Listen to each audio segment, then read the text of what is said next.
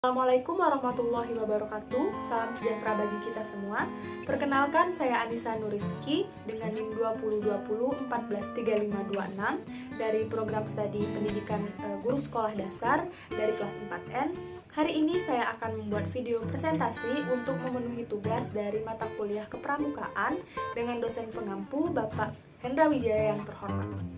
Di video saya kali ini saya akan menjelaskan tentang kiasan dasar sistem dan metode. Adapun poin-poin yang saya akan sampaikan, yang pertama mengenai kesukarelaan, janji dan ketentuan, yang ketiga sistem beregu, keempat tanda kecakapan, 5 permainan pendidikan, 6 kesesuaian jiwa, 7 keprasajaan hidup, dan 8 yang terakhir perkembangan rasa, karsa, dan karya. Kesukarelaan. Kesukarelaan ini merupakan salah satu dari prinsip-prinsip metode pendidikan kepramukaan.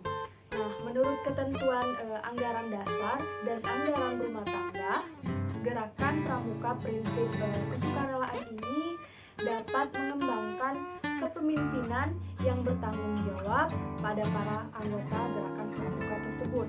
Nah, kesukarelaan ini merupakan sikap-sikap yang timbul atas perbuatan yang bukan karena paksaan atau tekanan. Nah, sikap ini dilandasi pada sifat-sifat yang pertama ketulusan hati, tanpa pamrih, mengutamakan kewajiban dan hak pada setiap orang, pengabdian serta tanggung jawab. Diterapkannya prinsip kesukarelaan dalam proses pendidikan kepramukaan karena merupakan prinsip-prinsip dasar metode kependidikan pramukaan yang ditetapkan dalam anggaran dasar dan anggaran rumah tangga pada gerakan pramuka.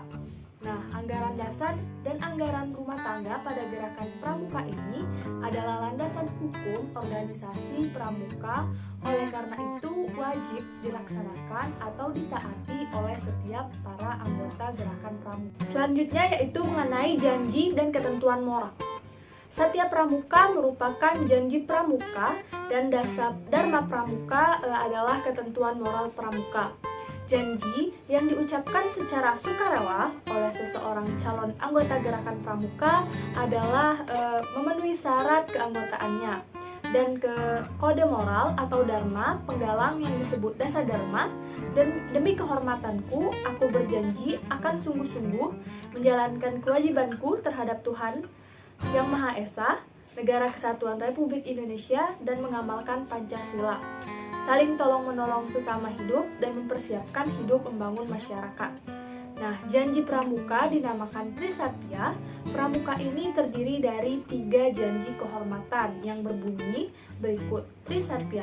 Demi kehormatanku, aku akan wajib bersungguh-sungguh menjalankan kewajibanku terhadap Tuhan Yang Maha Esa, Negara Kesatuan Republik Indonesia, dan menjalankan Pancasila, menolong sesama hidup dan ikut serta membangun masyarakat, menepati dasar. Selanjutnya ini merupakan sistem beregu.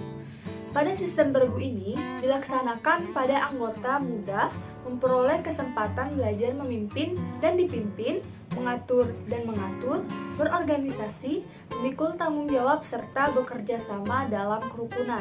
Sebenarnya sistem beregu ini memudahkan dalam pembinaan pramuka penggalang, sekaligus memudahkan proses belajarnya dan bekerja bagi pramuka penggalang tersebut.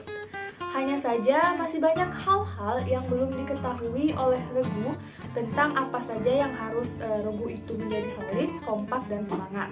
Sedangkan ciri khas regu diantaranya menyangkut sendi regu merupakan kode rahasia yang hanya diketahui oleh semua anggota regu yang bukan orang lain, termasuk pembinanya.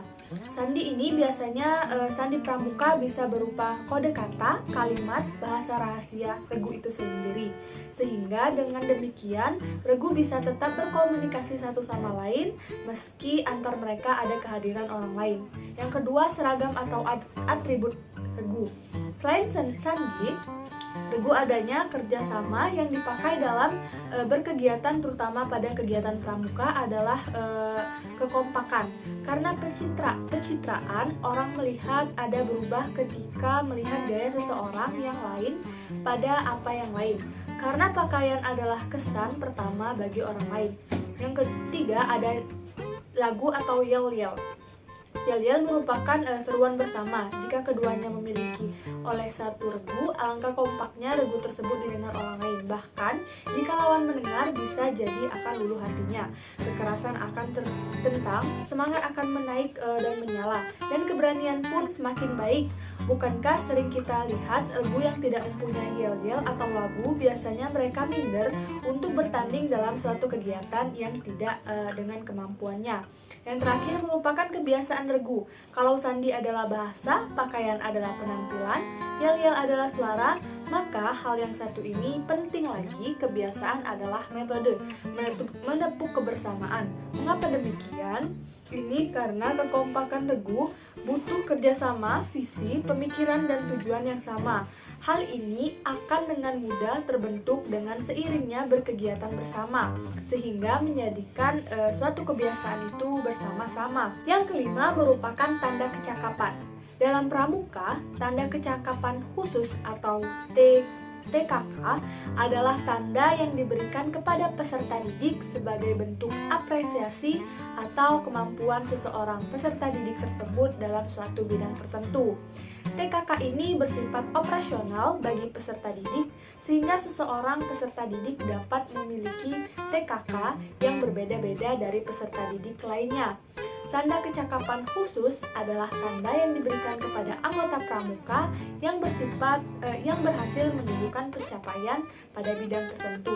Adapun pencapaian yang dimaksud seperti kecakapan keterampilan, kemampuan, sikap, dan ketangkasannya. Tanda kecakapan itu sendiri ada 3 macam. Yang pertama, tanda kecakapan umum, tanda kecakapan khusus, dan tanda pramuka Garuda. Yang selanjutnya merupakan permainan pendidikan.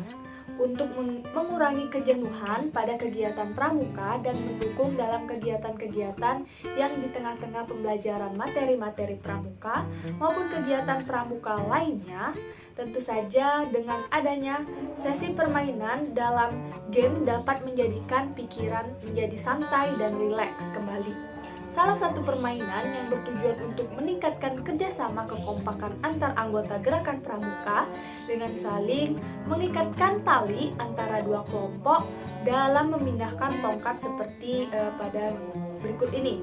Yang pertama, buat barisan. Ini bertujuan agar semua peserta didik mengenal lebih jauh dan fisik maupun sifat-sifat mereka sekaligus melatih mereka bekerja dalam suatu kelompok. Yang kedua, ada tangkap sapu ajaib. Tujuannya ini memberi kesempatan kepada peserta didik untuk saling mengenal lebih jauh antar anggota kelompok. Yang ketiga merupakan peta hidup, bertujuan untuk berkesempatan bagi para peserta didik untuk saling mengenal, menghilangkan hambatan yang disebabkan oleh perasaan malu, dan membangun kesadaran dan saling percaya antar peserta anggota kepramukaan lainnya. Selanjutnya merupakan kesesuaian jiwa dan keprasajaan hidup. Setiap pramuka harus dididik kesederhanaan sikap dan kesederhanaan hidupnya dengan maksud supaya mereka sanggup dan mampu menghadapi segala macam rintangan yang ada di hidupnya. Keprasajaan hidup ini adalah hidup sederhana dan wajar. Kesadaran hidup atau hidup sederhana yang dilaksanakan dalam pendidikan pramuka itu adalah cara-cara hidup yang berunsurkan pandai menyesuaikan diri dengan lingkungan, tidak boros, tidak berlebihan, serta tinggi rasa kesetiakawanan sosial sebagai suatu organisasi pendidikan. Tentu saja gerakan pramuka ini mempunyai landasan arahan pendidikan. Semua landasan dan prinsip itu termuat dalam apa yang disebut dengan PDMPK, yaitu prinsip dasar metodik pendidikan kepramukaan.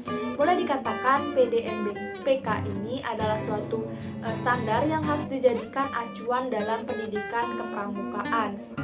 Yang terakhir ini merupakan perkembangan rasa, karsa, dan karya.